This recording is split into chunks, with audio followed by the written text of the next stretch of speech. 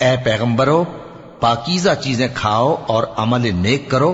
جو عمل تم کرتے ہو میں ان سے واقف ہوں، اور یہ تمہاری جماعت حقیقت میں ایک ہی جماعت ہے، اور میں تمہارا پروردگار ہوں، تو مجھ سے ڈرو۔ پھر لوگوں نے آپس میں اپنے کام کو متفرق کر کے ٹکڑے ٹکڑے کر دیا، جو چیز جس فرقے کے پاس ہے وہ اسی سے خوش ہو رہا ہے، تو ان کو ایک مدت تک ان کی غفلت میں ہی رہنے دو۔ کیا یہ لوگ یہ خیال کرتے ہیں کہ ہم جو دنیا میں ان کو مال اور بیٹوں سے مدد دیتے ہیں تو اس سے ان کی بھلائی میں جلدی کر رہے ہیں؟ نہیں، بلکہ یہ سمجھتے ہی نہیں۔